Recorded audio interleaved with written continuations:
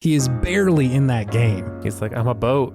Come at me. Yeah, he spends as long turning into a big JRPG boat boss battle than he does in his regular form.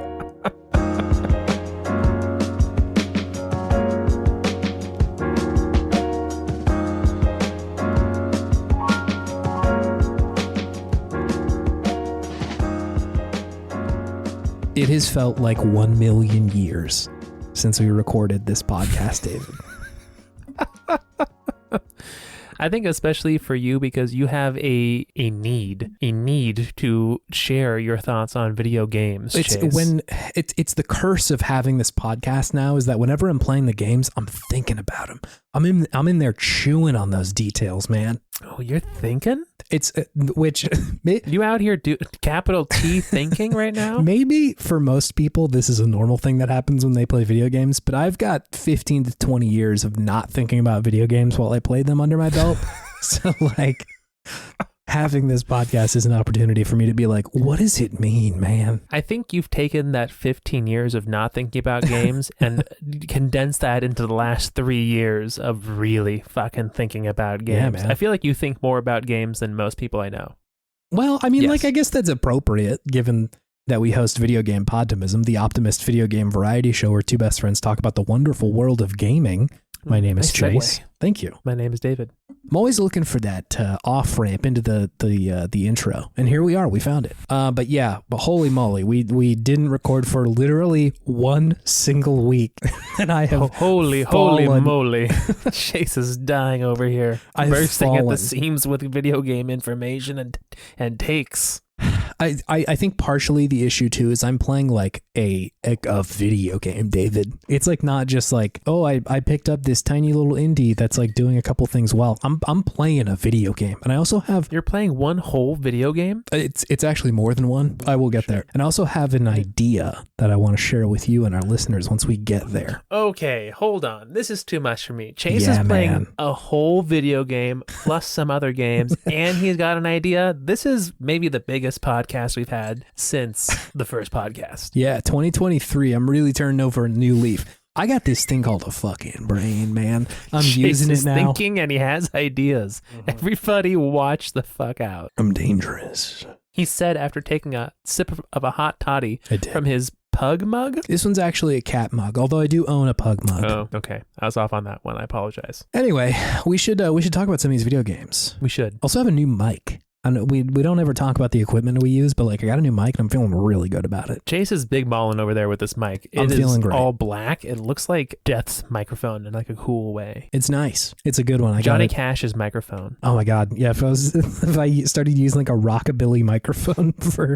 a podcast, you'd be able to like hear the slicked back hair moving around in the recording. Ooh. I kind of like that vibe. Interesting. I don't know if I do. Interesting vibe. But yeah, got a fresh prezi from my wife. My wife. Your wife. Borat. I think that's not the first time you said that on the podcast. I think I've called her my wife before, but I don't know if I've done my wife Borat before. Parentheses Borat. My wife. Yeah. Could you tell me about the video games you're playing, David? Did that quick Borat impersonation just get you?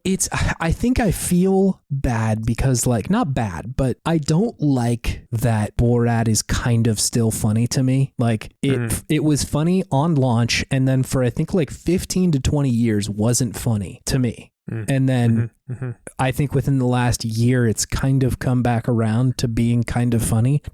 Don't get me wrong. I haven't watched Borat since 2005, but like, same. But whenever somebody says my wife in sort of like a knowing tone that they know that it's stupid and goofy, it kind of gets me a little bit. Kind of gets you. Yeah. It's okay. Boomers still laugh at Animal House. I know. It's just how it is when you're a formed human being. Those laughs just stick with you. Yeah, in a different way. They do. Anyways, video games. Which ones have you been playing, David? I've been playing quite a few games. Yeah, because it's been break, man. It's been break. We've been out here. Had some time. It's been rainy here in California, so it's just more time to play some games, which are also a peak thing to do when it's rainy outside. Is play some games and listen to the raindrops on the window. It's very good. Time. Yeah. I beat Outer Wilds. Oh, great. Perfect. How did the sort of ending wrap up land for you? I loved the ending. I know. The ending was great. It's really good. I feel like there are very few games and just like entertainment media that have such a intricate, mysterious story and still end in a satisfying and conclusive way. Yeah. And I feel like Outer Wilds nailed it. Yeah, really great, very trippy, mind-bending at the end, kind of exactly what I wanted, just like some weird stuff going on, weird space-time continuum things, and then just like a big bombastic finish and then credits. It was great. Yeah, really, really excellent game. Came off Game Pass, and then I immediately bought the game plus the DLC because I needed to play that DLC. Yep. So I'm up in that now. Nice. Echoes of the Eye. Yep. Fun mystery. It's just a great game. And I think maybe for me, this game I really like as well because it kind of reminds me of an escape room in a way that it's just like the environment is the puzzle and the story at the same time. Mm-hmm. So it's just great to unravel things in a natural flow. So it's a great game. It's really good. It might move up that game of the year list that I just finished if I had finished it before I had released that list. Just an excellent game. It's probably going to stick with me for quite some time. Just the quality of it, the ending, the whole entire experience of unraveling and figuring things out was so quintessentially something that you can only get from a video game. Mm-hmm. Truly, it's a one of a kind experience. It was great. I thought the message that they had sort of at the end of the game was like pretty shocking as far as like how effective it was. Yeah. Super deep. Yeah. Just out of nowhere. In something that like the game was building to that. I just was like, I wonder what they're going to tie it together, like what the sort of message is going to be. And I'm really glad that the one that they landed on was the one that they landed on. Like it's really like beautiful and in a existentially scary kind of way, but I think the whole game communicated that vibe. I was thinking about saying it, but I don't think we should ruin it because it's like still kind of a joy. If anybody hasn't played this, it's worth seeing for yourself. Yeah. The theme of it really like lands at the end after you've been through everything. It's like, yeah, I get it, and like that's really quite powerful. Exactly, and that's what I was saying with how it just really nailed the ending, not just from a story perspective, but from a thematic, emotional perspective as well. It's kind of an emotional ending. Yeah, no, totally. Yeah, no, great, excellent game. Really looking forward to whatever this studio makes next. I don't even know if they have anything they're going to be making. I don't know. Wasn't it start off as like some guy's school project? Isn't that what it was? I think so. I forget though. I don't know offhand. I don't have it in front of me, but that sounds right. Anyways, yeah, excellent game. Yeah, it is. If you love video games and the unique things that they can convey and give you, it's at least worth a shot. Yeah, true. It's definitely not going to be for everyone, but it's great. Mm-hmm. Cyberpunk 2077. How's that one treating you right now? I'm really enjoying it. I don't think I talked to you about where I am in this game since the last time we did this podcast, but yeah, it's been a while. I've gotten past like the initial 5 hours of the game that you were talking about. Yeah. And now I'm in more of the actual like thrust of the game. Mm-hmm. It's quite good. I really enjoy this world. It is not similar to The Witcher. It is not really the point isn't necessarily the combat. Mm-hmm. The point is the world and the story and just the experience of being in Night City, which is Morro Bay. Strangely enough, did you know this? No. Night City is Morro Bay. Oh, in California? Yes. Oh, I just assumed that it was like Coast. I just thought it was like an amalgamation of a bunch of other cities. No, it has a physical place. Apparently in the Cyberpunk, I went down the rabbit hole of the Cyberpunk wiki a little bit last night. Apparently there was a massacre by Hell's Angels in Morro Bay one time and killed like pretty much all of the citizens there. Whoa. And then some guy whose last name was Knight bought up all of Morro Bay, and it's like, I'm gonna build some capitalist hellhole here. Yeah, and that's what he did. That's wild. I am looking at a map of it, and I can see what you're talking about here. It's if like, you go to the wiki, they actually say Morro Bay. Yeah, it was Morro Bay, and they renamed it. That's so bizarre. Because right? I just assumed like that they were pulling some designs from like L.A. and like San Diego and like a little bit of SF, but no, that's what I thought too. Yeah, no, it's just Central Coast. That's so funny. But really enjoying it. It's a fun game. Yeah, it is just it's futuristic Grand Theft Auto. Yeah, not much else to say about that. I think I'm having a different experience with it than most people because I did not play it when it first came out. Yeah, so I don't have that kind of bad taste in my mouth that a lot of people had. Mm-hmm. That's kind of why I waited this long to play this, because I could see like, oh, I like CD Projekt. I've read The Witcher 3 is a great game, so just give them time to figure it out, and this is probably when they should have just released it in the first place, is this year. Yeah. With all of this done. Yeah, I think so. And then it would have been much better received. You know, like, what can you do? I'm having a good time with it right now. So yeah, I'm looking forward to just kind of exploring this world and experiencing it. It's going to be great. For sure. I have also played more of it since, like, we talked about it, I think, on the pod last time. Mm-hmm. I haven't beaten it. I think I'm pretty close, but I got into like this loop where I'm like, I should be higher level to beat the game because I'm trying to get the perfect ending, which is a fool's errand. I hate that. That's a big pet peeve of mine. I'm sorry. I said the H word. I don't enjoy that in a video game. When they do. I like, even optimistically, I think having a quote unquote perfect ending sort of defeats the purpose of having multiple endings. Because at that point, it's just a skill check to see if you can get it or not. Whereas not like even a skill check, just like a checklist. Did you tick all the boxes to get this ending? A patience check, like something like. Did you check a walkthrough before you started the game? Yeah, and like. I looked up sort of what like the endings were because I had sort of a vague idea. I had watched that like Action Button review of Cyberpunk that was like 10 hours long. Thank you, Tim Rogers, for your hard work.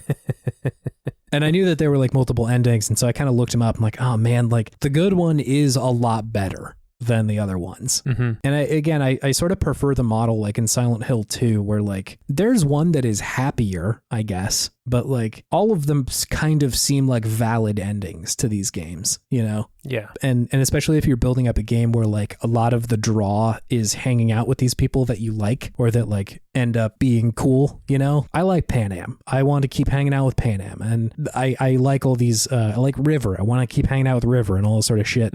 And so like I don't want the bad ending for them. Whereas like in Silent Hill 2, it's like everybody's kind of like shitty to each other. And so like I don't want everybody to die, but like all of the bad endings kind of canonically make sense still. I'm like, well, yeah, that's fine. You kind of, I don't hate you, but you kind of deserve that kind of ending. Yeah, you earned that ending, you know? Yeah, you deserved that one. So anyway, I got kind of stuck in that zone of wanting to like be a higher level because there's a mission that you go on where, oh my God, to get one of the perfect endings, you have to do one of Johnny's missions correctly and respond correctly. One of the perfect ending? To get one of the optional endings, I should say. The perfect ending. You have to sit with Johnny during a specific mission and know to wait for 2 real minutes before responding to a dialogue choice, and another one will pop up that is the perfect ending. Yeah. Yeah, just like there's no world where you would like get to that, you know? Yeah. And so, but because of that ending, if you die during the mission, you don't start over. You have to like reload a save. You essentially really die in that ending. Rather than like you go back to the most recent like checkpoint you got to. And so all of the guides were like, you should really be high level if you don't want to like lose an hour of progress by, you know, dying and then going way back. Anyway, point being, decision. I was doing a bunch of the side quests and kind of enjoying it, but then I got, you know, pulled in different directions. So haven't returned back to Night City. But like, I agree with you. I think that like the game is like such a can of worms, but I think it is pretty easy to state like this world is interesting. This place is cool, and like it's tough to exist in, and it is their like critique of capitalism feels kind of surface level. Yeah. Like this is bad, but there's not much else to say about it other than like, isn't this weird and icky? But like also like go have fun, you know? And like but also abuse it. And like I don't think there's anything wrong with a surface level take on something like that, but when you have a world that is this interesting and like there's a lot of depth to it. There's a lot of stuff that has happened there, and like a history and a lot of people that feel pretty well-rounded. Like it's kind of a shame that they didn't hit on that a little bit harder, but still the world is very interesting. And I think that the CD Projekt Red thing where they do have really in-depth side characters and side quests is like very present still, which is, I think, the draw of a lot of these games. That's what I love about it, really, is the side characters, side quests. Everything feels fleshed out. Nothing really feels like a side quest. It all feels like just something that is naturally happening in the world, which I feel like is CD Projekt Red's strong point as a studio, is that they just make everything feel very organic and real and intertwined. It doesn't feel like, oh, I'm going to go chase, you know, a fox to find something hidden off the path, right? It's all part of the narrative. It's all part of the theme of everything, which is great. I really enjoy that. It feels very immersive in that way. And it's the world building, right? And I'm a sucker for world building, and they are great at intertwining world building with their side quests, which is awesome. Yeah, for sure. And The other big thing that I have been playing is Dark Souls Remastered. Oh yeah, farther in that. I was about to say, you kind of started this one a little while ago, right? Yeah, I just beat the Gaping Dragon, which was a horrid creature. Oh my god, truly. Yeah. The one that like comes up from like the sewer. Yeah, I was like, is this a leech? It's like a weird leech dragon. It's gross. It was it's so really gross. Mallory was watching that, and I was like, look away. You don't need. You don't it's need so to bad. see this. Yeah. You don't need to see this. And she saw it, and she was horrified. But yeah, still great. Being cursed sucks. Oh my god, dude. Yeah. I hate being cursed. So I got tough. cursed by one of those weird frog things. The frog giant things, eyes, yeah. And I had to beat the Gaping Dragon with half health. Been there, sister. His booty. It sucks. Like one of that and Blighttown, I think, are the two things in Dark Souls 1 that I'm like, you can just take those out and I would be totally satisfied. Like you would lose nothing. Well, guess where I am now? Blighttown, mama. Blighttown. I'm cursed in Blighttown. Oh my god. This is saying something, I think. Yeah. But I beat the Gaping Dragon, and then I saved the game. And then I went to Blighttown because that's the next area you get to after the Gaping Dragon. And I get promptly knocked off of one of the beams by some big old dude with a stick. Yeah. And I'm just like, okay, I'm not going to be able to do this right now. I need to take a break. I'm stopping. We'll continue this at another time. Yeah. I can't go from the Gaping Dragon at half health to doing Blighttown now. There's a way to cure the curse. I'm sure you've looked it up already, but like you need a stone, or you need to go to like the special ghost town or whatever it is. Yes. And I think, if I'm not mistaken, I think you could get there right now. You would just have to run by a lot of people. There's like a witch on a roof that gives it to you. Witch on a roof? Oh, witch on a roof? There's like, somewhere deep in the dirty lady in the sewers? No, I'm pretty sure she's on a roof. It's like this like ghost town that you walk into. It's like kind of accessible from that first area, but I've been there, and then they started killing me and I ran away because I didn't know how to beat them. But I was reading that you can hurt them when you're cursed. The ghosts? It's possible. Maybe that's my next stop and not Blighttown. Yeah, I mean, like it will be easier to get through Blighttown with full health, but not easy because you will still definitely like have dudes poking you off a lot of the time. It's still gonna suck. Yeah, playing that. It's fun. How far do you think I am in the game now? It's hard to tell, honestly, with a lot of the FromSoft games. Like, I'd say, like, distance-wise, you're probably a third to maybe a halfway through the game. Okay. But it's hard to tell, again, because I think once you get past, and honestly, you're kind of past it. Gaping Dragon and the Gargoyles, for me, were two spots where I was, like, challenged by the game. And then after that, everything kind of seemed easier, except for Blighttown. But once you get through that, it's like, I wouldn't call it a breeze, but you have the skills to beat the game now. You like understand it enough to beat these bosses in a way that like you will kind of just fly through the rest of them of like, okay, here's the enemy. I just need to figure out their patterns and do X, Y, Z, and it'll be fine. But yeah, Blighttown's a challenging place. We're going. It's rock bottom from SpongeBob, just like a terrible place. I was about to say, you're talking about SpongeBob there. Exactly, yeah. Blighttown.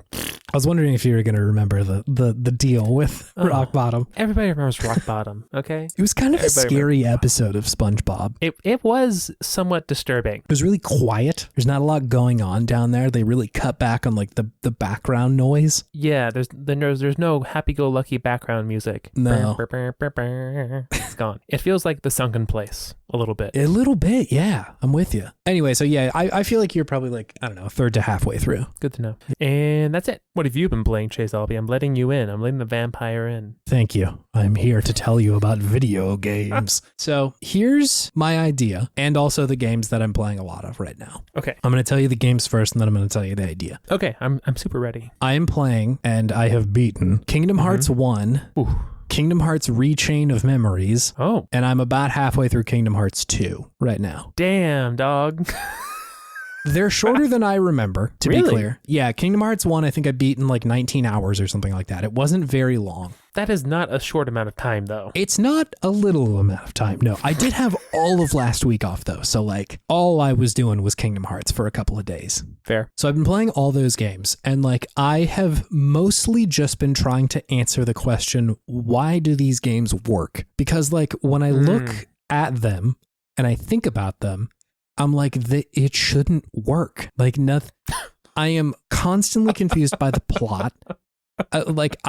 If you ask me, like, what are the themes of this story? What is it trying to tell you? I bet I could come up with something after having played a lot of these, but like, Friendship. I don't know, man. Friendship. Yeah. Like, what else? I think when I zoom in harder, it just, I get lost in the forest from the trees. And so I was going to suggest, rather than me just talking about all of these games on the pod forever, we do like a little mini series or something. Okay. In a similar vein to the Metal Gear Solid stuff that we've been doing. Okay. Of Kingdom Hearts. Yeah, because I feel like if there are influences on our pod, Metal Gear Solid is one, and I think Kingdom Hearts is two, as far as like things that come up a lot. Yeah. Kingdom Hearts is definitely like the core of our vibes. Yeah. As gamers in a lot of ways. It is the Kingdom Hearts of our vibes. It's bizarre, man. So if you're open to it. I'm totally open to it. Cool. Maybe we could do that. So coming soon. Dueling series. We still have to do Metal Gear Solid 3. We do. And like partially the reason why I suggest doing this even in the first place is like, I know that Konami's like, hey, we're going to put them out someday. And it seems like about Metal Gear Solid. And it seems like they're gonna do that, but I also haven't heard anything about it. So I hope that like maybe in E3 or something, they're like, hey, we have these back on the internet again to play for people. But I'm not holding my breath. Whereas the version of Kingdom Hearts that I'm currently playing, Kingdom Hearts HD 1.5 plus 2.5 remix is the game, the version of Kingdom Hearts that I'm playing. What does that even mean? Yeah. What's 1.5 plus 2? It's like remake of 1.5 and remake of 2.5. So it's a bad name for a good collection of games. So it's got Kingdom Hearts 1, Final Mix. It's got Rechain of Memories, which is a remake of Chain of Memories that for a while was only out in Japan, but they put it Game Boy Advance, right? The Chain of Memories game was on Game Boy Advance, but the remake that was available in Japan but they ported it over here. What did that get released on? There was a remake of Chain of Memories? Yeah, it came out on PlayStation 2. It was actually like not that long after Kingdom Hearts 2. I think they like put them out sort of like near each other. Was it a card battler? A little bit. I can explain it once I like talk about it in a second here, but like it's bizarre. And yeah, no worries. They also have the remastered cinematics of Kingdom Hearts 358 over 2 days. So you can just watch the cutscenes of that game. Was that one on the 3DS? What was that on? That was on just the regular DS, actually. DS. That's probably the most confusing name out of all of them. Yeah. This is the most unfortunate thing that I'm learning about Kingdom Hearts when I'm playing through it this most recent time.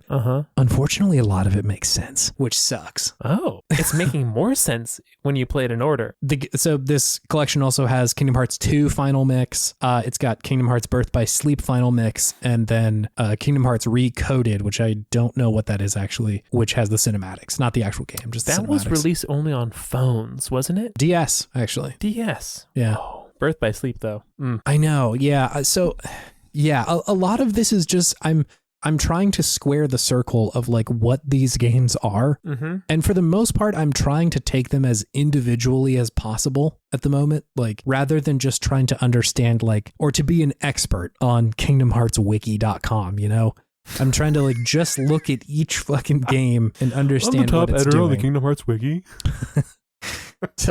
So anyway, point being, I've played through one. I'll save like all the really like sort of longer thoughts for if we do a single pod on these games, but it's still really good. I think the final mix of the version like really elevates it. Okay. What these are like all final mixes. What does that mean? Is it like better graphics? Is it more story? What is it? Yeah, like it's up-resed. It's on the version that I'm playing, at least it's running in 60 frames a second, which like makes these games look so good and like not at all like a PlayStation 2 game. Like they look really clear and concise, and like they are making intentional design choices rather than like this looks like a PS2 game. It's doing the same thing that Mega Man Legends does that I like, where it's like kind of simplistic 3D models, but they have like textures of people's faces, and so they look very expressive because it's not just like trying to model a polygon of someone's head, you know. It's sure they've got a texture of Sora's face and shit like that. So yeah, when they're saying final mix, it's usually just like an up-res version. There's like a couple of mechanical changes here and there, but like truly nothing that when I'm playing through it I'm like, wow, that's really different. Like it just looks like the same game to me. I'm sure they're in there, but nothing that stands out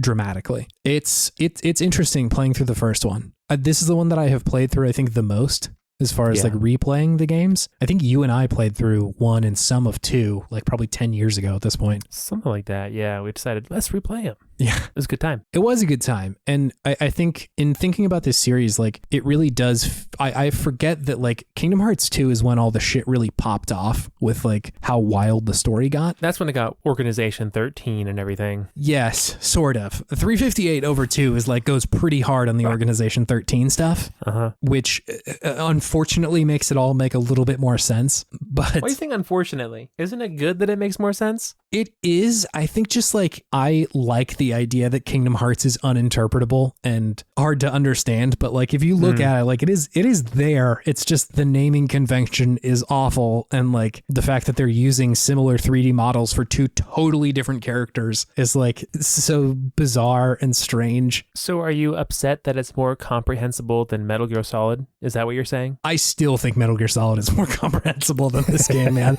It like I am playing these games back to back to back, and so like there is no context lost of like it's been a couple of years since I've played them. I'm playing them right after one another, and so nothing is really going over my head at this point, which is surprising, but also not, because like when I was playing these games I was 12 or something, so it's not like I was really trying to get the plot or whatever. And like to that point, I think the first one doesn't really have a lot of that, and I think honestly better for it. I think that game just like it is a steam engine running on vibes.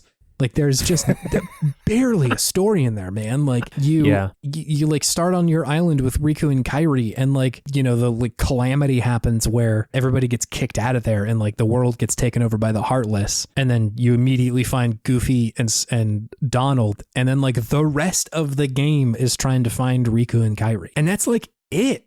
Like there's not a lot in there, because every one of those levels where you go to like the Disney places, all of them are just episodic, right? Like you don't need to know anything about the larger plot to be like, why is this Tarzan land why is anything happening? It's kind of just a retelling of the story. And so like you don't really get a lot of the actual like what's happening until you get to kind of the Hollow Bastion. Hollow Bastion is the big one, but then you get a little bit of it in what the fuck is the dude's name? Not Robin Hood.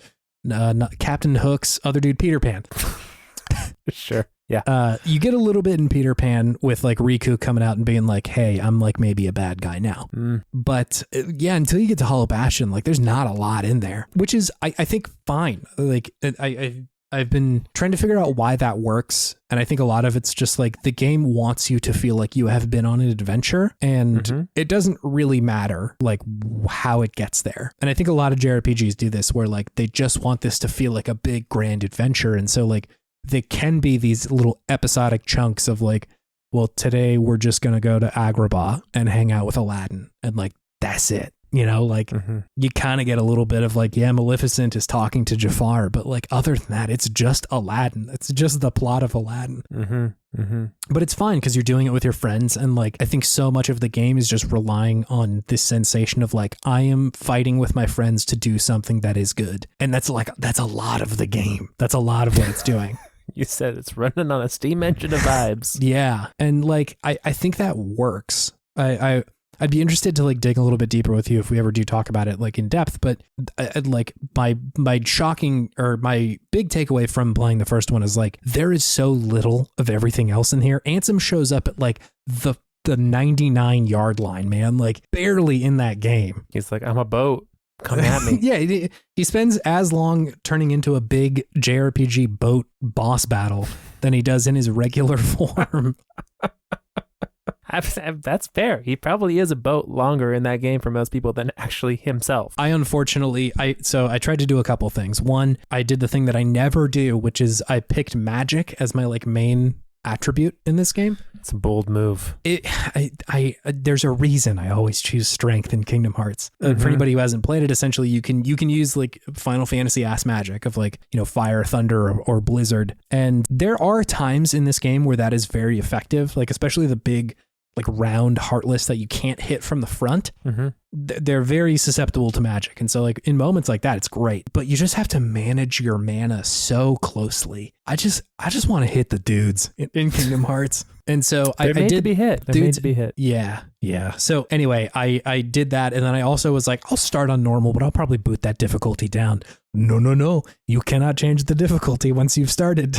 So just played through it as a magic user. And like, it was fine. But when I started the other ones, I'm like, no, we're going easy on this. I kind of just want to like kick ass. Yeah. And having played it on the other regular difficulties and knowing how hard it is really makes easy feel really good on Kingdom Hearts. Cause like you're just blowing Heartless away like it's nothing. Yeah. You are just the slayer of worlds at that point. Yeah, so it's good. Anyway, so I jumped right into Chain of Memories, which I was pretty excited to see through because like I had played this on the GBA back when it came out. And, you know, per usual, the plot was way over my head at the time. It's like pretty straightforward if you're just kind of like retaining one beat to another, what's happening. And it's like the story in this one, I will say is like kind of sad and tragic in a way that I wasn't expecting it to be. Like in the first one, it's like, it's sad in the sense of like, you know, Sora falling through this like black sky and he's passed out and he's like, is any of this really real?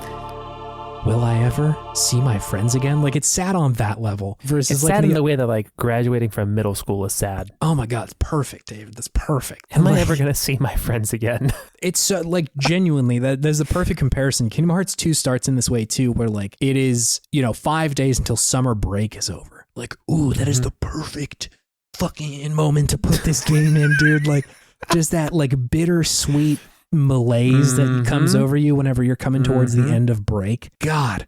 And like these like connections. Sea salt ice cream, salty and sweet. So good. Simple and clean. Salty and sweet should have been the follow-up. But yeah, it's sad on that level, whereas like Chain of Memories is dealing with like how your own memory makes you and like how that influences your identity in a way that like is very sad in a certain way. And like I think just because like my family has a history of dementia, like is very like familiar in a way that I was like, this feels on purpose. Like it doesn't feel like this is just out of nowhere. And so it's like, it was pretty moving in a certain way. I mostly enjoyed it. The mechanics of it are like initially pretty interesting. It's still a card battler, but it's essentially just taken the combat of Kingdom Hearts 1 and layered a card battler on top of it. So whenever you want to attack, you have to use a card. Sure. And so it literally feels like you're hitting people with Sora, but it's just like you're kind of using cards underneath the hood, which at times works really well because you're able to like kind of strategize what you're going to do to a higher degree. But God, the game gets really hard towards the end of it, especially if you're not open to like kind of grinding a little bit and like grinding for cards. Yeah.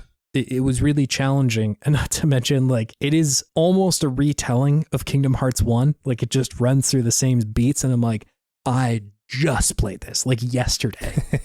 And so I'm like, I don't know if I need to go back through Neverland again, man. Like, I don't think I need to do that. And so like, I was kind of just like charging through the game without really like, you know, steeping in it for too long. And then just like whenever they would get to a part with somebody from Organization 13, my ears would pop up and I'd, you know, watch the cutscene very closely. But anyway, yeah, again, another one that I'd love to talk about at length. Well, if you end up playing it. I mean, I will definitely play these games again. I mean, it's good. No qualms with that. It is in stark contrast to the Metal Gear experience we've had, where we've really had to work to play those games. They're all in one package, and like this isn't every single Kingdom Hearts game, but like yeah, you just go and choose the other one from a menu, and then you're playing. Sony, please, I know, work with Konami on this. Let's get these games out there to the people. They need to be there. They're good games still. They that's the thing is like it's not just some weird otherworldly series. It's like Metal Gear, dog. Like that's a really big series for these guys. Yeah. They were all there. They were both so good still. Yeah. To this day. Yeah. Anyways. So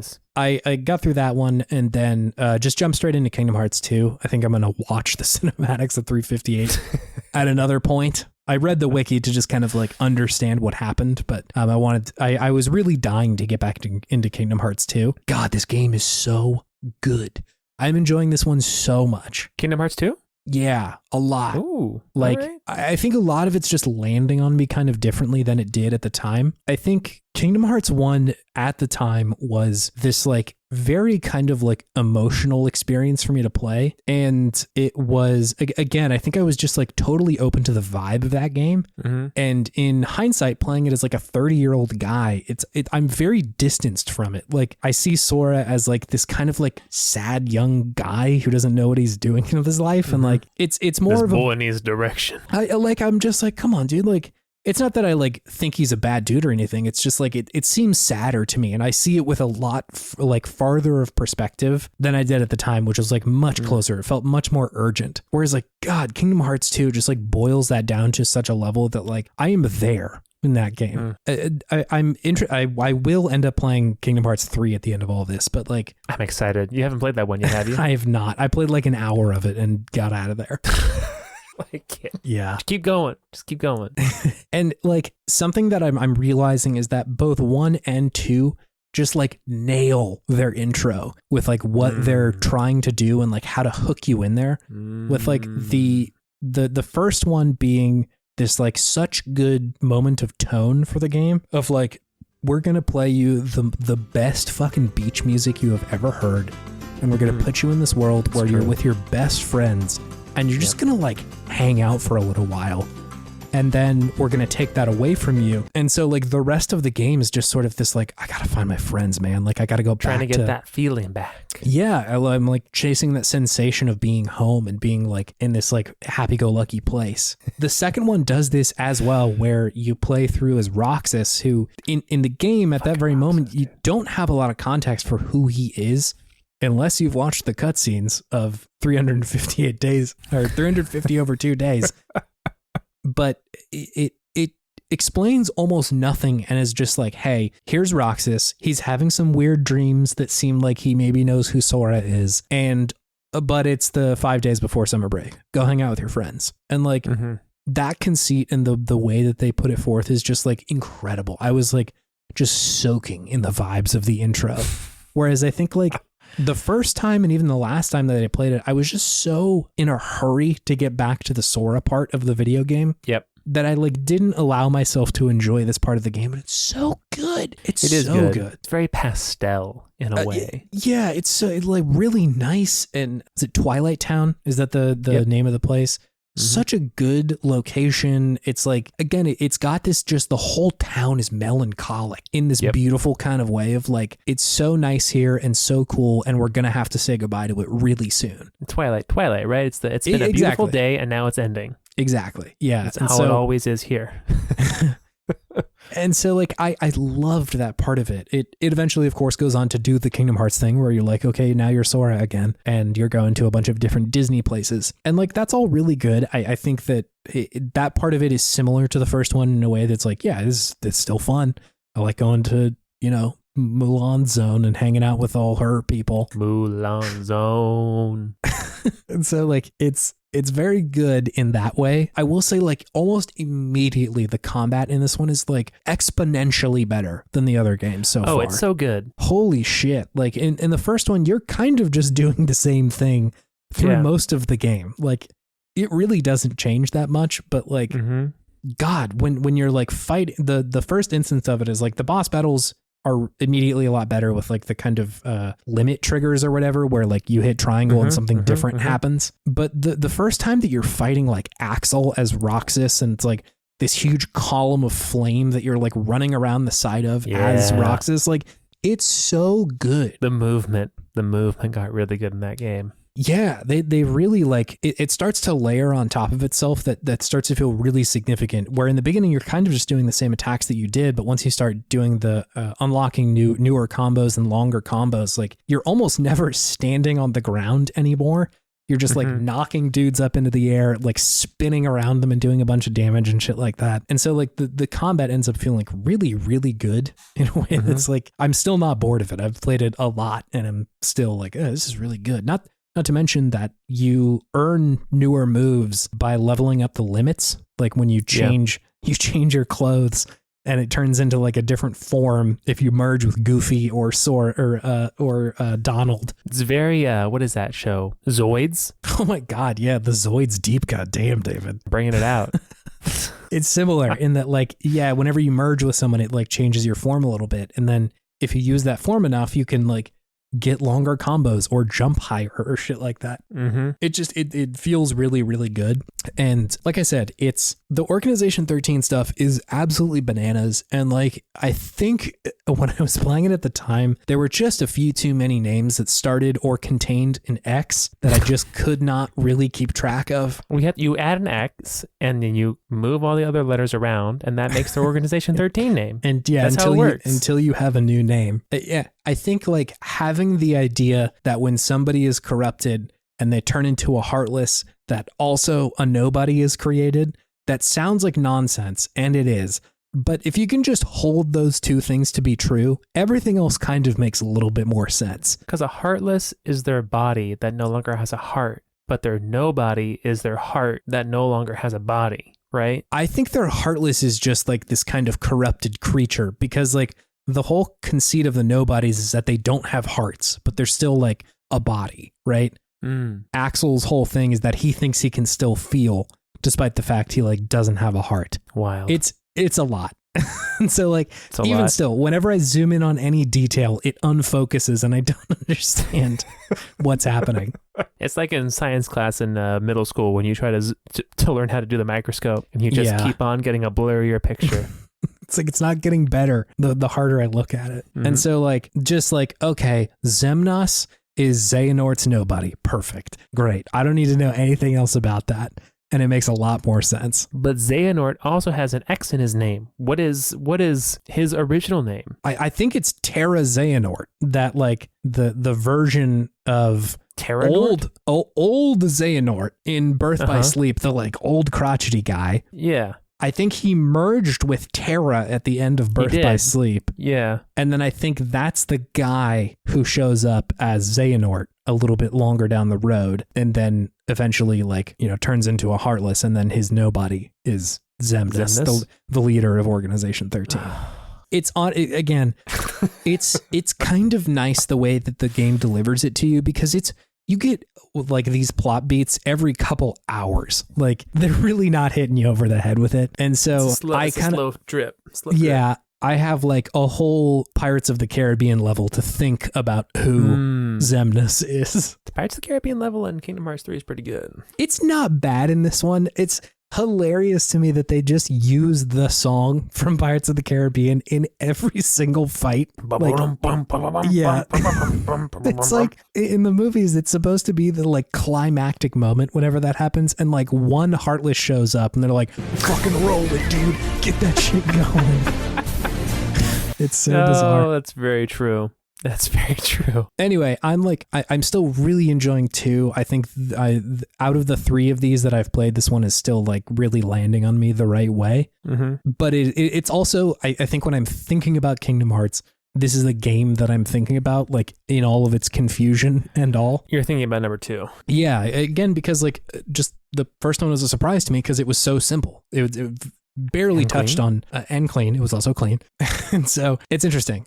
Like I said, I would love to talk about this. And is Dream Drop Distance in this pack? No, it is not. That's an important one, actually, because that's the immediate lead up to Kingdom Hearts 3. I mean, I'll play this. It's on 3DS. I've still got a 3DS. Also, I'm really interested to see your reaction to Kingdom Hearts 3 after having played Kingdom Hearts 2 so recently. Yeah, I feel like it will bring me through a little bit more. Like, I think I was just so far removed from Kingdom Hearts when I started playing 3 that like my heart was not in it. You were heartless. I was a heartless at that very moment. Wow. It all comes full circle. So it looks like Kingdom Hearts HD 2.8 final chapter prologue has Dream Drop Distance HD. That's a real name, isn't it? Yeah. So they satirize themselves, honestly. I know, it's so silly. So we can play that, and it also has Kingdom Hearts 0.2 Birth by Sleep, a fragmentary passage, which is the name of a game. What does that mean? Is it just the Birth by Sleep cinematics? Is that what it is? No, it is. I think it's just, you just play as Aqua. It takes place after Dream Drop Distance, which takes place after Recoded. So just prior to 3, when King Mickey reveals that he has secrets to confess relating to Aqua and her time in the realm of darkness. So this is an actual game. It's a real game. Yeah. I didn't even know about this one. Damn. All the other ones I'd heard about, not this one. Wow. 0.2? I need them to make better names, David. The names are so bad. Whoever made these names need to be shot into space.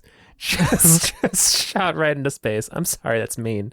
But man, these names, are they doing it just to be like purposely obtuse? Is that like their marketing scheme for this? I think Nomura, the like main dude behind a lot of these games, is kind of obtuse in the things that he makes. Like, I'm reading the wiki of a fragmentary passage, and it says, Nomura felt he needed to create this story but did not want to slow down Kingdom Hearts 3 with many backstories. Consequently, he separated it from that game and included it in this collection. Developers designed the game to take several hours to play, or approximately one game world in Kingdom Hearts title. Anyway, so it sounds like it's not very long, which is nice.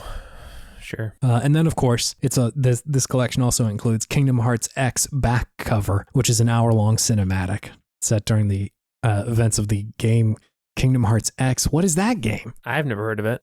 Kingdom Hearts X?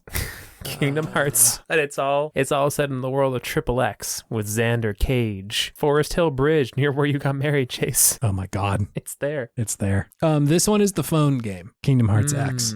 So it is, this is the fucked up thing, is that it's possible to play most of these games in like just 1 or 2 games. Sure. So maybe let's talk about it, David. What a tangled web we weave, Chase. I know, yeah. Anyway, I've also been playing this game called The Planet Crafter in a total tonal shift. Is it like you just make a planet? No, it's like this combination kind of like Subnautica and like kind of an idle game. Essentially, you land on, I assumed it's Mars, but I actually don't know if it is Mars. It's just a planet that has red dust on it. Mars-esque.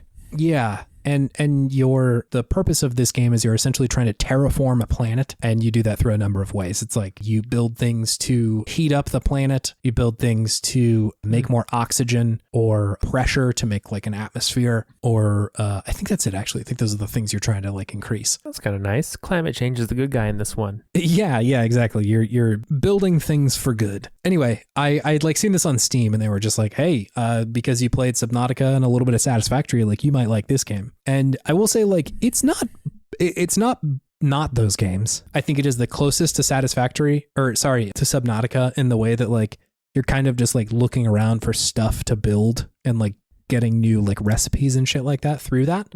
It doesn't really get to the highs of Satisfactory for me. Sure. Because like you kind of, the resources that you need are kind of all just like littered around the ground. And so like there isn't a lot of like, okay, I need to go find a way to like extract iron from the ground and process it. It's like, it's over there. You just go grab it. And sure. Like that's most of the stuff that you need is there. Too simple for me. It's just like, I feel like there's like one layer of complexity that I need more of in this. And like, I feel like you usually find that in other kind of survival games, like, I don't know, like Valheim or something like that. And I was trying to play this game called The Forest the other day, which was sort of the opposite problem, where it like felt a little bit too complicated for me.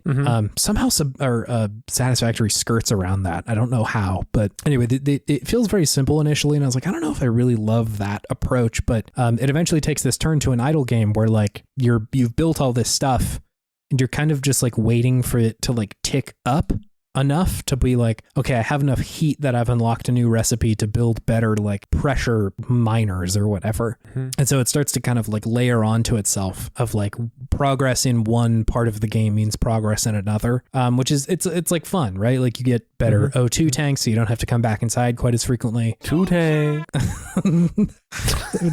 That's a 2 chains joke, right? It is. Oh my God. 2 tanks is really good.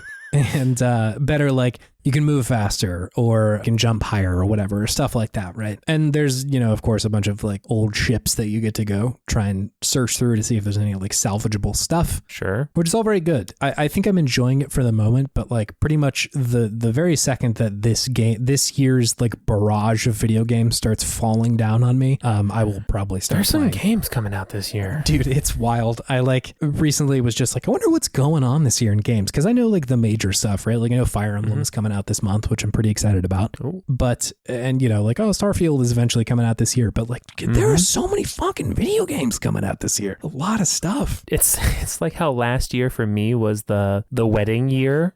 All the pent up wedding demand from the pandemic just hit in 1 year. I feel like this is all the game devs just like, well, we had a couple years off, so now they're all coming out in 2023, so here you go. Resident Evil 4, that's coming out kind of soon. Yeah, in spring, I'm pretty sure. I want to say March for some reason. That makes sense. 24th of March.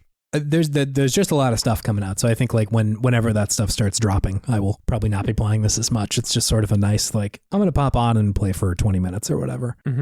So it's enjoyable. Nice. This will bring me to my podtimistic thing of the week, David. Yes, which is? It is the kind of days where you play video games in the morning, afternoon, and at night, David. A break day, I will say. Okay. All right. I had a lot more of these when I was younger. Obviously, just had more free time in general. But like every now and then the stars align and it's like, I've got this whole week off and like, it's okay if I don't spend every minute of it doing something like good, quote unquote. I can just like fuck around for a couple of days. And like sometimes that means playing probably 10 hours of Kingdom Hearts in a single day, David. Damn, dog. That's a lot of Kingdom Hearts. It was a lot of Kingdom Hearts. Yeah, real throwback energy to it. Like it again, it's just I have so many other, not so many, but like I have other stuff that I like try to do during the day. You know, like okay, it's morning. I should probably like, you know, make an okay breakfast for myself and like clean up the house a little bit, or take snacks for a walk, or go to the gym or something like that. But like, hey, gym's closed. Snacks is exhausted because we already walked her a lot yesterday. I got just the most normal amount of food that I can eat. I don't really have to like prep it that hard. The house is already spotless because we cleaned it. I got to get back to Hollow Bastion and see what's going on with Beast, man. Like I got to get in there. What's going on with my boy Beast? And so it was very enjoyable, again, in a way that like whenever we had like summer break, there was a lot of these kinds of days. How's every day? It was nice. And like, again, there is a certain like dissatisfaction that comes from enough of those days in a row. Sure. Like, I think that like I like to go to the gym because it does feel good to do that frequently. Or, you know, I like spending time with Snacks and M because like it feeds me emotionally. But like just like a 10-hour gaming session isn't all that bad every now and then. Not bad at all. It was good. It was very fun. Yeah, good for the soul. Everything in moderation. David, do you have something fueling your sense of optimism this week? Yeah, mine's similar. It's a good rainy day gaming session. Don't get those often out in California way. True. Yeah. That's most of the gaming days up here. I was about to say very different vibes. It is once in a blue moon when it is raining hard enough to where I can actually hear it on the window. Yeah. And it's lasting long enough to make it feel like, oh, this is a rainy day. And it's pretty much all it is this week. It is raining hard in Santa Barbara. And I'm like, this is gaming weather. Yeah. Why would I go outside? I'm just going to stay in, be cozy, play some games, baby. Explore games, Night City. Baby. Go into Blighttown. God, I have some pretty fucked up places to go and visit in games right now. I need something a little happier. Go back to Bowser's Fury. Yeah, get back into Bowser's Fury and just the music in that's so good. Oh man. And I've heard that this Echoes of the Eye DLC for Outer Wilds is spooky. I heard it's scary. Yeah, I heard there's some scarier moments. They have a setting for reduced frights for this one if it's too scary for you. There's some weird, like, I don't know, zombie stuff going on. We'll see. Okay. We'll see what's going on. I'll keep you posted. But yeah, a rainy day gaming session. Immaculate vibes. I'm with you. This is still kind of true, but I enjoyed it a lot more when I was a little bit younger. Like I loved playing games where the weather is very different than what was outside. Yeah. Like love playing like very sunny, like the beginning of Kingdom Hearts, perfect winter game. So sunny, so bright and nice. Where in contrast, whenever it's summer, I liked playing games that were like dark and gloomy. It's very strange. Sure. I don't know why that is, but it was nice. Good change. I get it. I always love a good like storm in a game. Yeah. Like in Forza 5, the hurricanes that would come every once in a while, or Black Flag, Assassin's Creed. True. Yeah. The big old storms on the ocean that you would have to like battle through while you're fighting other ships. Oh, so good. Good stuff. God, dude, in winter playing through Persona 5, when the fucking I was about to say, you're gonna mention Persona 5 and its open window and fan. It looks so hot in that room. Oh, I loved it. Yeah, it's good stuff. Hey, do you want to move on to our main thing, David? Yeah, let's do it.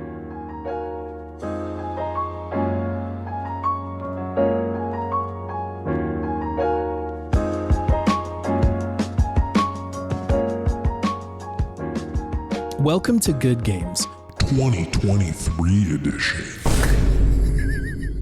Do we need to make that a stinger? Yeah, I can work with that. That was pretty clean. I can make something with it.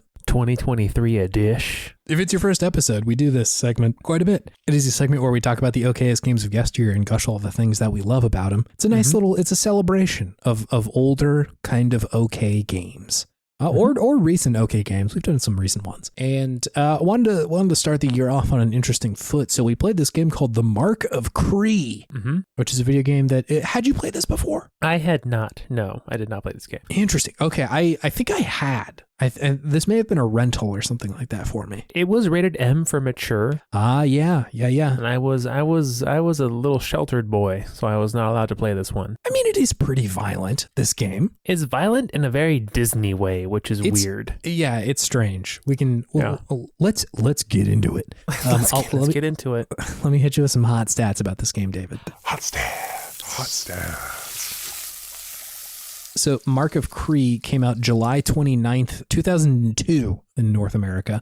I, for whatever reason, thought of this as a launch title for the PlayStation 2, but it wasn't. I think the PS2 came out in like 2000 in North America, so yeah, a little bit after. It was published by Sony Computer Entertainment America, or Entertainment America. Did I say that right? I didn't realize it was a first-party game. Published first party. It was developed by this company called San Diego Studio, which mostly makes MLB The Show, like then and now. That is the vast majority of the games that they have made. Okay. But they also did Mark of Kri. I do have a review of Mark of Kri by the outlet The Adrenaline Vault. Newcomers. Haven't heard from these folks before. I have taken their review and I have run it through Google Translate a number of times from one language into another to mangle it up real nice. And then we can, read for you the destruction that we have wrought on this review.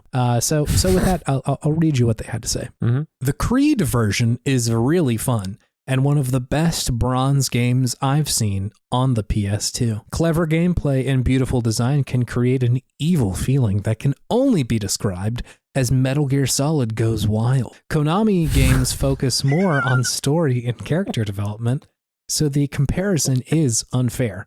But in time, it has a unique interface and a huge menu.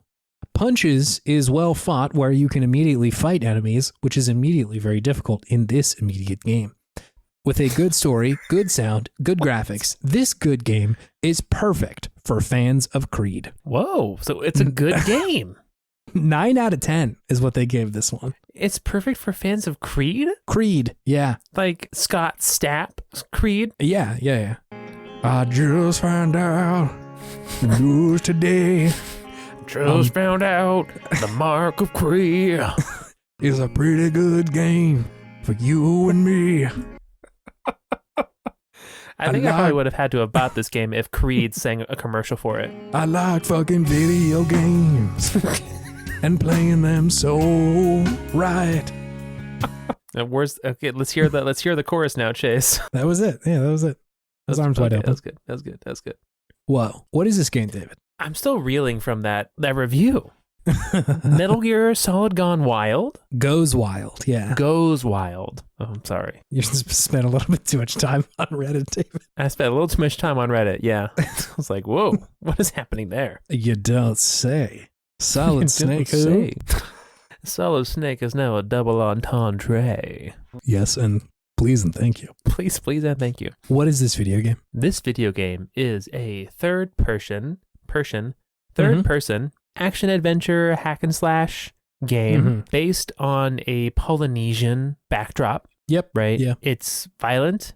It's kind of like, it has a feeling of like a Jak and Daxter type game with just like how the character models work, but and people get their heads cut off. It's bizarre, the contrast of those It's a strange two game, things. but it's an interesting mixture of cartoony and violent. But you play as this warrior who is very much like a bloodlusting warrior man who just wants to go out and make a name for himself and adventure and kill people, and then gets caught up in this big mystical adventure as a result of it all. And that's kind of the thrust of the game. I liked that the conceit was like, this dude wants to fight so bad.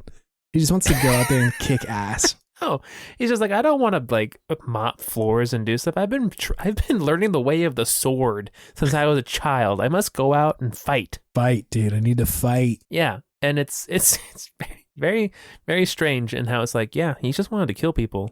He just wanted to go out there and fuck some people up, and that's what he did. It was bizarre. It's a very 2000s game. Very 2000s game.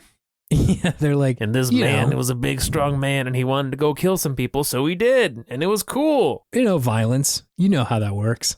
You know violence. It's fine. Yeah. I think that pretty much does it. It's a bizarre game. It's strange, but it comes together in a interesting way, I would say. Yeah, it's weird. I think like some of it works and some of it doesn't, but obviously we're singing its praises. So I think the combat is pretty novel. Like they don't allow you to control the camera with the right analog stick. No, you use the right analog stick to focus on enemies. Yeah, to like paint targets essentially of like, okay, I'm focusing on these dudes, and it'll essentially put up like a little button prompt above their head. It'll put like circle, square, or X above their head. And so you can, if you want to hit one of those dudes, you punch that, and then you kind of go after whoever has that icon above their head. It's kind of like Batman Arkham Asylum-esque. Yeah, but that's a great comparison. Instead of pointing in the direction of the enemy you want to hit, you just press the button of the enemy you want to hit, and that's the way it works. Yeah, which like it feels clunky at first, and I like, to me a lot of this just feels like you can almost see a sticker in the bottom right hand corner of this game at all times being like,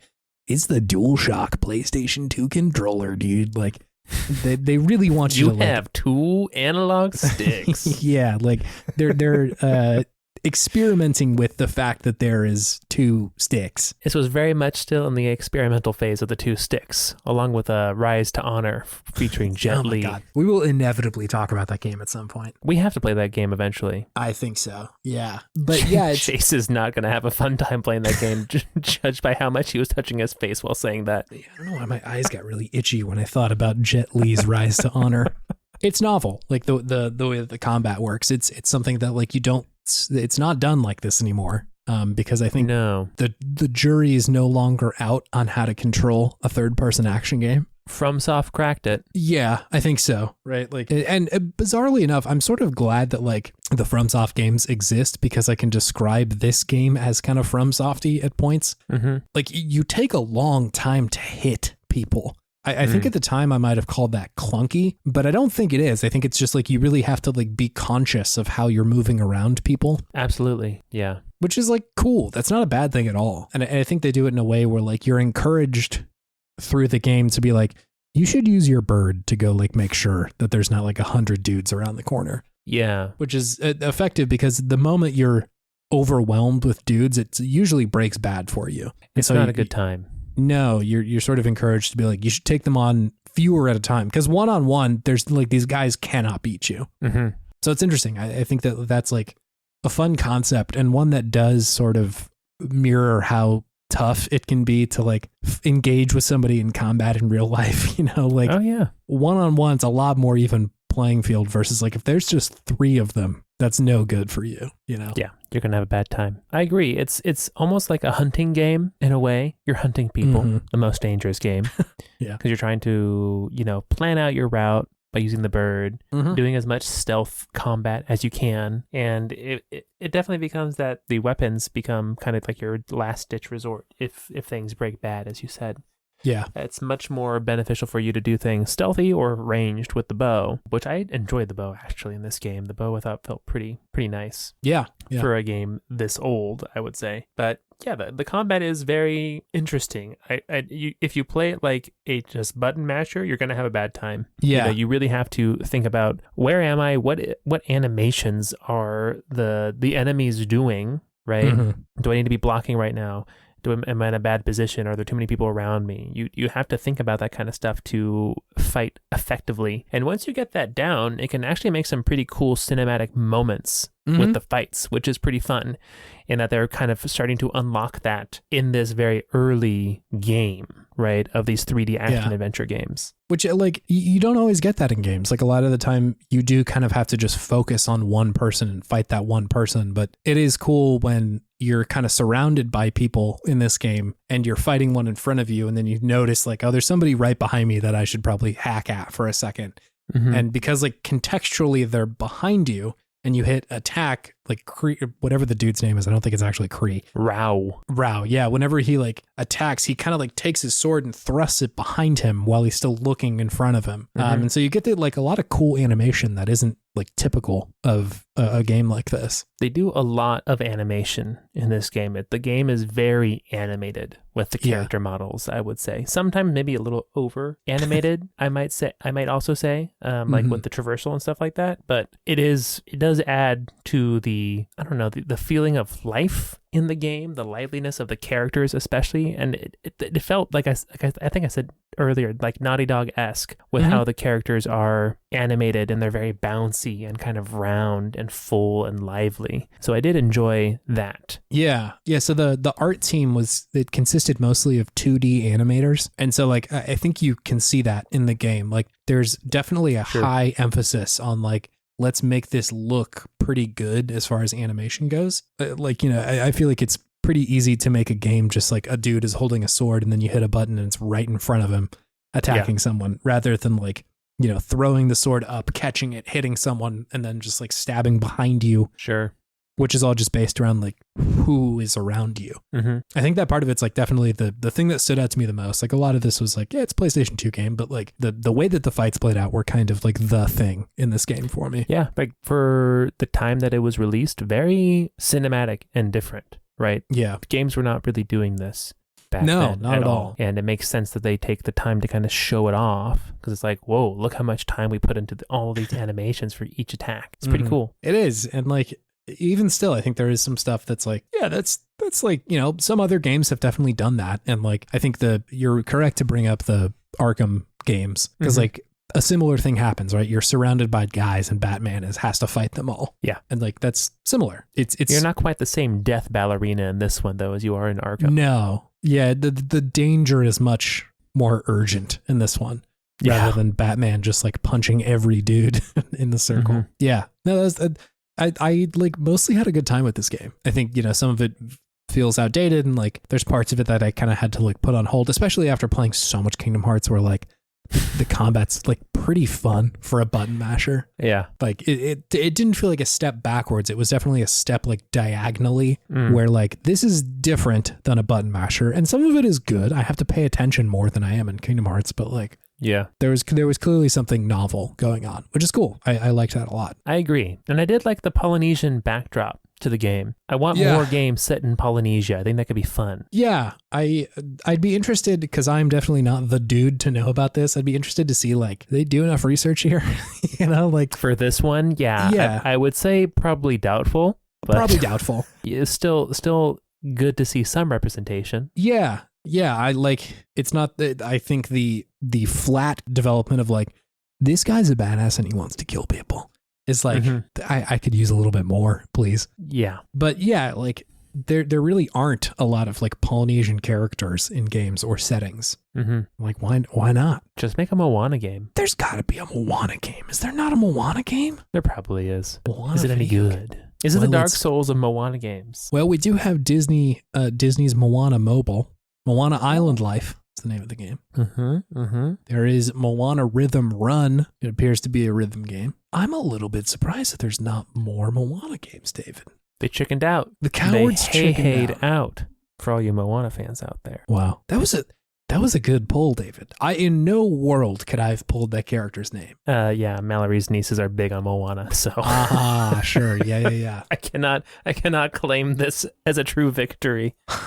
The game is pretty simple, Mark of Kri. I will say, like, when I was trying to think about stuff to say about it, I feel like there's only a couple things because like the game is not that complicated. No, I mean it's pretty on rails. There's pretty much one way to get through each level. There's maybe like one or two secret items you can get in a certain level, but they're not that secret. Yeah. Right? Or hard to get to. Which you just take like thing. The other path. Exactly. Like, instead of going right, I go left. But once again, I don't think that's a bad thing. No, I think that games nowadays run the risk of becoming too complicated or having too many different paths to follow. So having it be simple is kind of nice sometimes. But yeah, the level design is simple. It just wants you to focus on the cinematic action and some of the story. I did kind of enjoy the story, the silly kind of it was fantastic. Basic there's 6 terrible things you have to go and find in 6 different parts of the world kind of shit.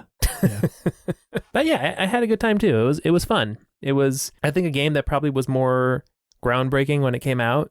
Because it seems that the emphasis is placed on the animation and like the style of the game. Yeah. More than the actual, content. But the content's not bad. It's just not where it shines. Where it shines seems to be it trying to be a very cinematic fighting experience and different fighting experience than really was available at the time. I'm with you. The How Long to Beat said this game is about like 7 hours long, which like I appreciate, man. Just like do what you need to do and get out of there, Absolutely. There's no reason this game needs to be like a 30 to 40 hour experience. No, not at all. I appreciate that they're like, we kind of got it. Like we know what we need to do here. Absolutely. And you know what? They went on to make so many MLB The Shows about it. So is this game related to Rise of the Kasai? It is. It's Rise of Kasai is a sequel to this game. Gotcha. Okay, that's what I thought. Similar. Although I don't know that I played that one. Did you play this one when you were younger? I did. Yeah. Oh, I didn't know. Yeah, I like the only thing I remembered was that the combat was interesting, but that's like it. Yeah. Fun, good video game. I enjoy this one. Yeah, this is probably one of the better reviewed games we've done on Good Games. Up until this point. Yeah, I think the good games qualification is kind of just the fact that it's like old and doesn't feel like, if you're comparing this against a modern 3D action game, like this against like God of War Ragnarok's combat, I'm like, well, there's definitely a superior there. There's a difference there. Yes. Yes. Immaculate combat versus kind of it's not, a little clunky, not bad. Yeah, different. Like, not bad, fun. But not there, Yeah. Anyway, good game. Mark of Kri. Good game.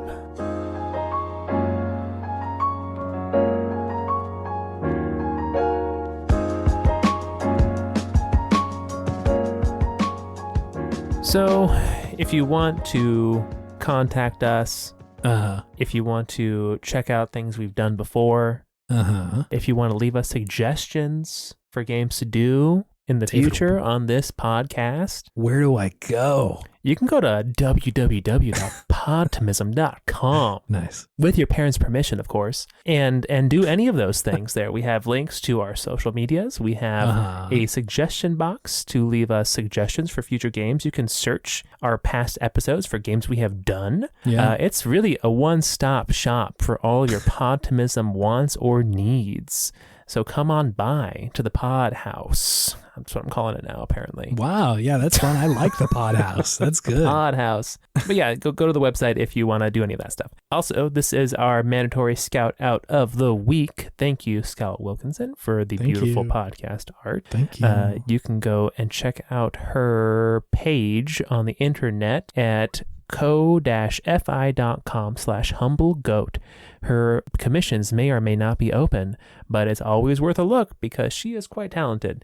So that's true. Give it a go. If you really want to help us out, the podcast, that is, you can leave us a review on whatever podcast app you use. Give us a follow, whatever it is. We really appreciate any reviews or follows we get. It really means a lot to us. And, you can also spread the good word of Podtimism as well to your friends. Word of mouth is probably the best way that we grow. So just, to become an apostle of the podcast and just let others know. It's really great. And if they don't like it, that's fine. That's great too. And if you don't want to, that's also great. That's fine as well. That's also okay. And at the very least, thank you, listener, for spending your time with us. It is crazy that people actually listen to us and take time out of their day to hear what we think about video games. It's still pretty surprising every time that I see an analytic of somebody listening. I'm like, wow, okay, still, huh? It really is. And we got a recent recommendation for a game on our website that was specifically calling my game of the year list out, being like, based off of your game of the year list, I think you would like this game, David, which was crazy to me.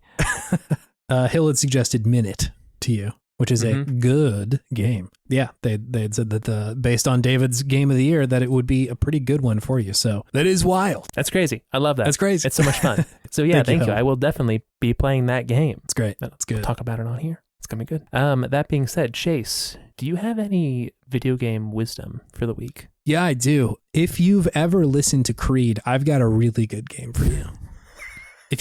I take that back. If you've ever loved Creed. I've got a good game for you. I think I did kind of love Creed for a hot second there in the 2000s. This is like the third outro that we've done where we've come back hat in hand apologizing to Creed, David.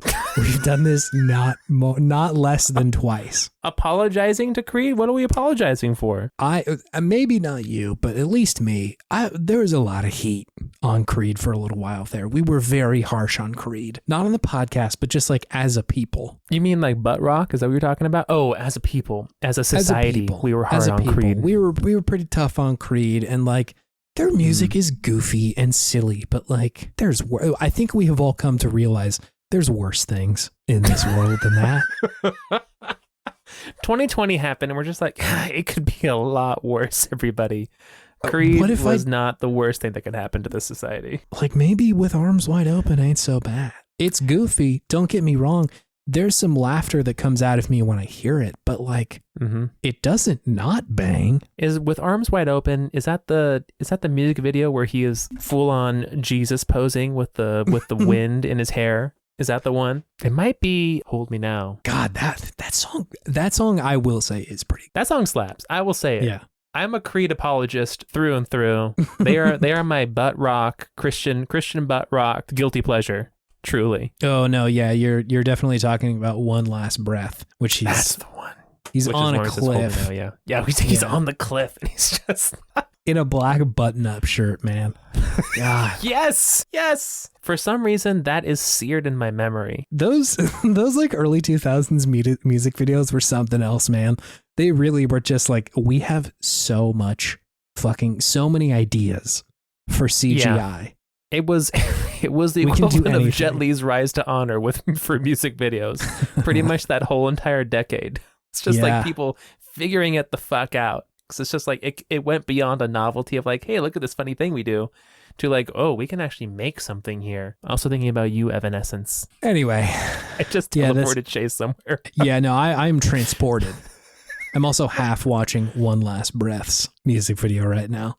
I feel like that music video is gonna be good. Him falling on the cliff is like really a visual that is kind of a lot. 2000s were all about falling off cliffs. Kratos, Scott Stapp. I think in Evanescence they're falling off a building in that one, aren't they? I think you're right. You're totally the decade of free falls. Look at how Kratosy this is. It's very Kratosy.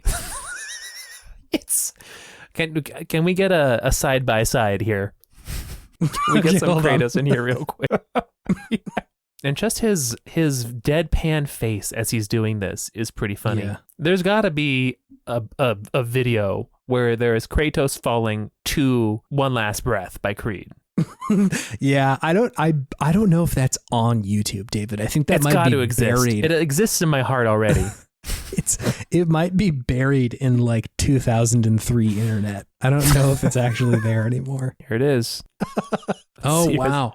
I've also found it. I have such bad news about this video, David. What is it? It was uploaded 1 month ago. That is weird. That is very strange. There is one comment on it. Conan316. I see you. That's the person who uploaded it, actually. Oh, commented on his own video. Big power move. Anyway, we'll see you next week, gamers, for the next edition of We're Sorry for Being Mean to Creed in the 2010s. Beautiful. Bye. Bye.